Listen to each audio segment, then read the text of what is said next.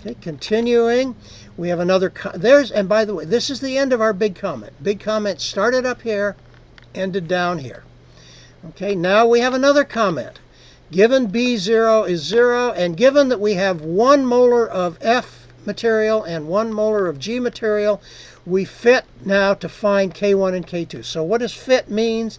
It means given data, find the B function that best fits the data by computing the parameters K1 and K2, which make that model an actual function. In other words, to know what the function B is, you have a differential equation here, but you also have to know not only what is F0, what is B0, what is G0, you have to know what is K1 and what is K2.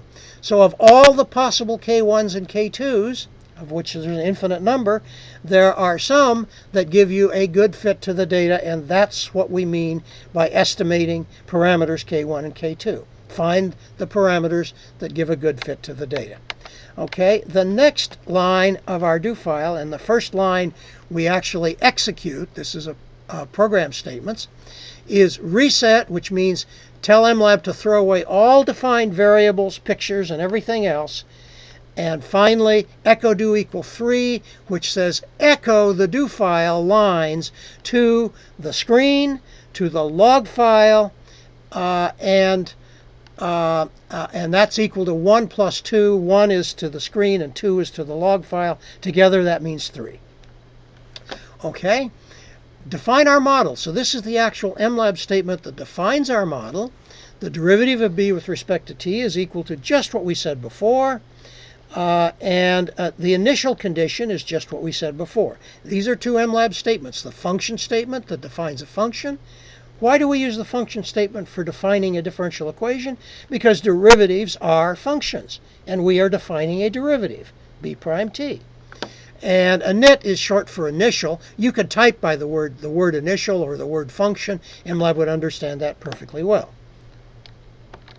Now we set our known parameter values, F0 and G0, are 1 molar each in the experiment we've done, and we have no bound at the beginning. We didn't need that, but we're doing it anyway. And now we're going to enter the data we've measured in the lab. Now what we've done is we've measured values of bound material, the amount of bound material B, at time 0 through time 4 minutes every 2/10 of a minute, 0.2. Okay, so these are the times at which we took measurements, and this is a vector. This is a list of numbers, 0 through 2, starting, it's going to be 0 and 0.2 and 0.4 and 0.6 and so on up through 4. And the second column, decol 2, is the list of bound material B measured at those times. So we have 0 bound at time 0, 0.072 molar of B at time 0.2, and so on and on and on. By the way, the backslash means continuation. Continue the line to continue the command to the next line. So this is a 4-line command with backslashes carrying you to the next line. And these are the actual data that we recorded in the laboratory. This right? is exactly the actual data. And by the way, although we typed this in the do file here like this, we could just as well have built a text file of almost any kind and read this text file into MLAB. But we wanted to show you the data in the MLAB do file, so we put it here. Very good. Okay, now we're going to continue, and what we did is execute the command that said type out D. This is the data we just defined. There's the times 0, 0.2, 0.4, 0.6, all the way through 4, time 4 minutes.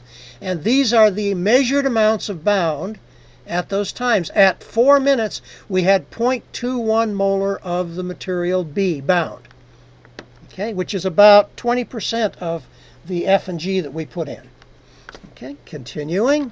We now have another comment, guess K1 and guess K2. And so our guess of K1 is the initial slope given by the data.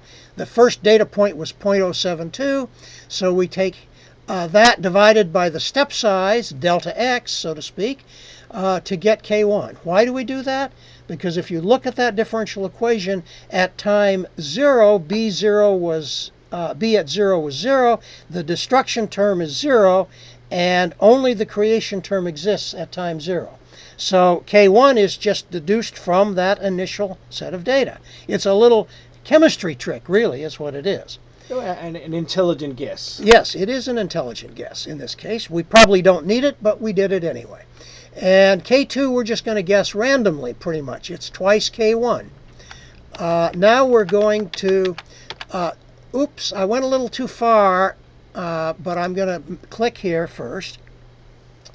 What we did next is we set vector TV to be 0 through 4, our time range, in, sorry, a little bit further, one step further, 0 to 4.2. And in 127 steps, the exclamation marks means number of steps. And this is going to be the points at which we graph points on our curves.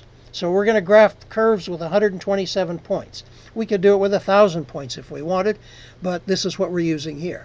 And the next thing we do is we draw our data. Draw D, remember that's the data matrix, with point type circle. We use circles to draw the data.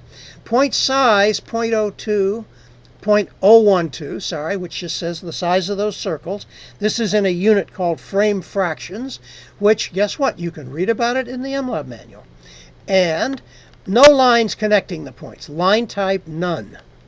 Finally, we're going to draw another curve called D0, which has nothing to do with D, but I used the name D0, which is the graph of the function b computed at those time points TV.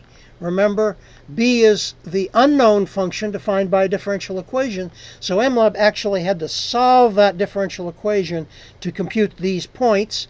By the way, points returns a 2-column matrix. Each row is a point on the graph of b, and do it with line type dashed. And in order to solve for b, we had to have a K1 and K2 to make it a well-defined function. And guess what? We do have a K1 and K2. So everything is well-defined, and we're able to draw that graph. And finally, we put a top title on the graph that says we're guessing K1 to be 0.36, we're guessing K2 to be 0.72, and we have F0 to be 1 and G0 equal to 1, which are what we think are true values in this situation, drawing them with font 7, and we view the graph, and indeed, here's the graph that we jumped ahead and saw. So when we said view, this graph appears, and you can see our data points. Here they are. The kind of noisy data, but that's the best we could do. Chemistry is hard. And this dotted line is our guess curve. This is not too bad. This is a pretty good guess. That's nice.